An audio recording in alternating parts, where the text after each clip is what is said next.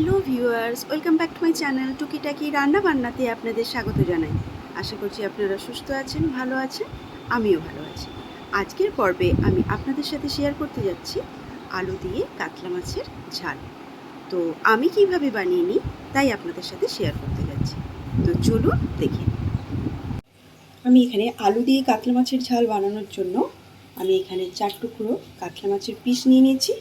পিসটা আমি খুব ভালো করে মাছের পিসগুলো ভালো করে ধুয়ে নিয়েছি। এরপর আমি এর মধ্যে নুন আর হলুদ মাখিয়ে প্রায় 10 মিনিট রেখে দেবো। দিয়ে দিচ্ছি আমি এখানে নুন, দিচ্ছি আমি এখানে অল্প হলুদ,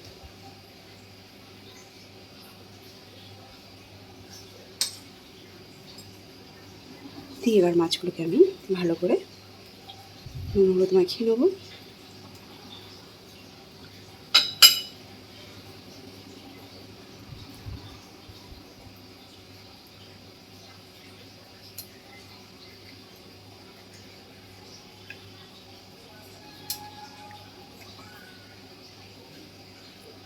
মাখিয়ে আমি 10 মিনিট রেখে দেবো। এরপর আমি এখানে একটা বড় সাইজের আলু নিয়েছি। আলুটা এভাবে লম্বা লম্বা সরু সরু করে কেটে নিয়েছি। আমি গ্যাসের মধ্যে আমি প্যান চাপিয়ে দিয়েছি, তাতে কিছুটা পরিমাণ সর্ষে তেল দিয়ে দিয়েছি মাছগুলোকে ভেজে নেওয়ার জন্য। তেলটা ভালোভাবে গরম হলে আমি একে একে মাছগুলো দিয়ে ভেজে নেব।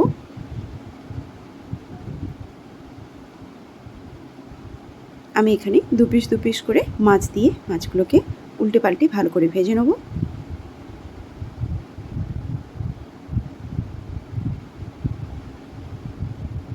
আমি এখানে এই মশলাগুলো ভালো করে মিক্সিতে পেস্ট বানিয়ে নেব।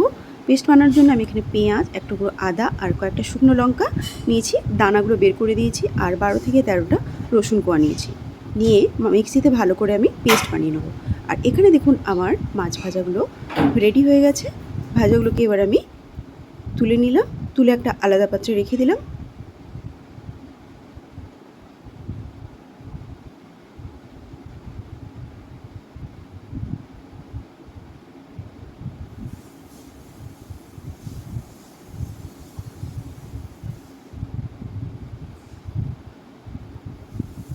মাছ ভেজে নেওয়ার পর আমি এই তেলে আলুগুলোকে ভেজে নেব।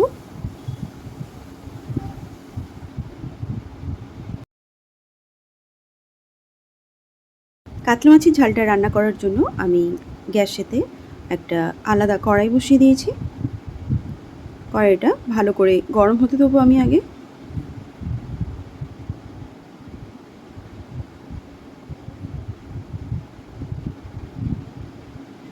এরপর আমি কিছুটা পরিমাণ সরষে তেল দিয়ে দিচ্ছি রান্নার জন্য।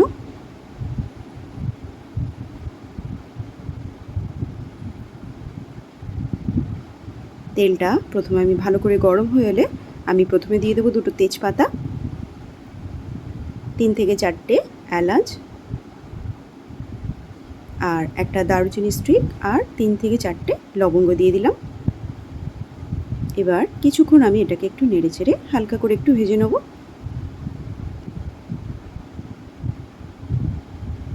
আমি কিছুটা পরিমাণ পেঁয়াজ এখানে কুচিয়ে দেবো, আর কিছুটা পেঁয়াজ আমি বেটে দিচ্ছি।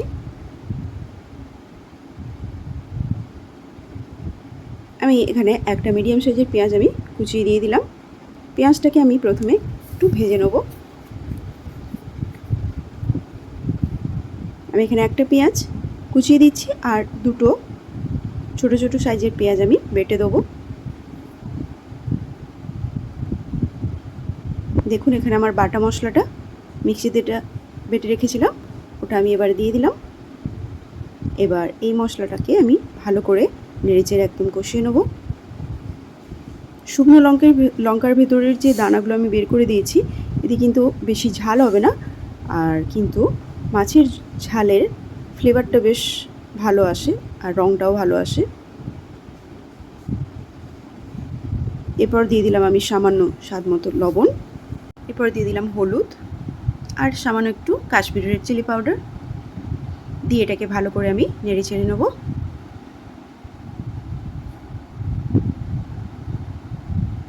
1 থেকে 2 মিনিট আমি এটা ভালো করে নেড়ে চেড়ে নেব।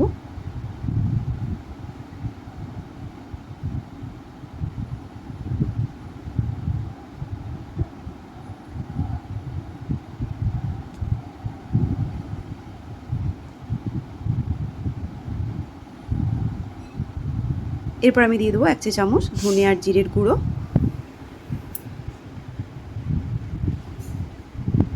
দিয়ে আবারও আমি মশলাটাকে ভালো করে নেড়ে চেড়ে নেব।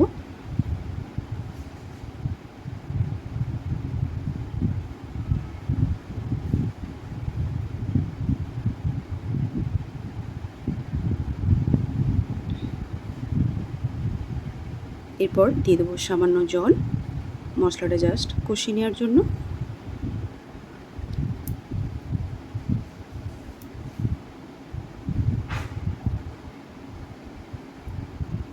এরপর আমি ঢাকনা দিয়ে মশলাটা 3 থেকে 4 মিনিট কষতে দেবো।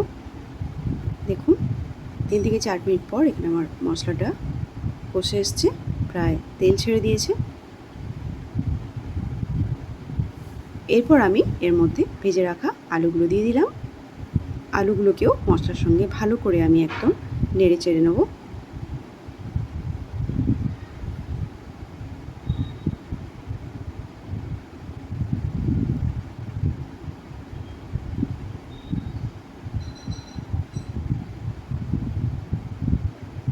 এতে সামান্য একটু জল দিয়ে আমি গ্যাসের ফ্লেমটা লো করে ঢাকনা দিয়ে 3 থেকে 4 মিনিট আমি আলুটা একটু সেদ্ধ হতে দেবো।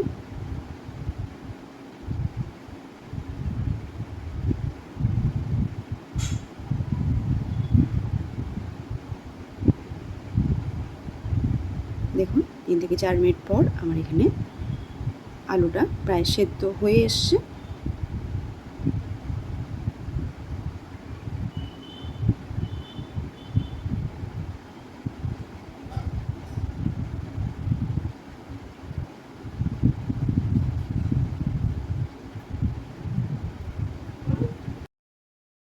এবার যেরকম গ্রেভি রাখতে চান সেই পরিমাণ জল এখানে অ্যাড করে দেবেন।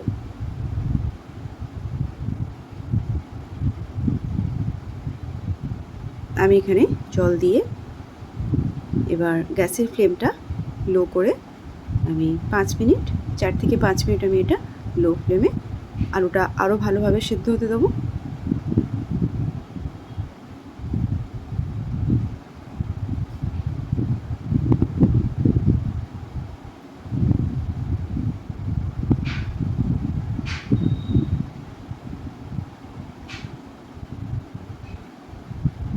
দেখুন 4 থেকে 5 মিনিট পর আমি ঢাকনাটা খুলে দিয়েছি। দেখুন এখানে আমার আলুটা সেদ্ধ হয়ে গেছে। এরপর আমি ভেজে রাখা কাতলা মাছগুলো দিয়ে দেবো।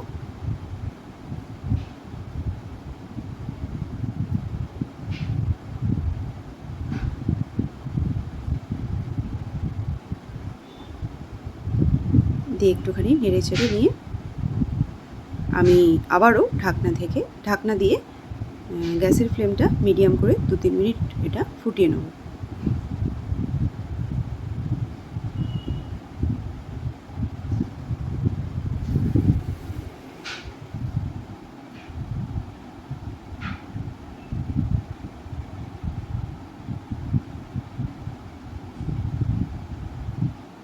আমার 2 থেকে 3 মিনিট আমি মাছটা ফুটিয়ে নেওয়ার পর দেখুন এখানে আমার কাতলা মাছের আলু দিয়ে ঝালটা একদম রেডি। খুবই টেস্টি হয়, আপনারা পারলে এভাবে একবার ট্রাই করতে পারেন আলু দিয়ে কাতলা মাছের ঝাল। আমার ভিডিওটা ভালো লাগলে একটা লাইক আর আমার চ্যানেলটিকে সাবস্ক্রাইব করবেন।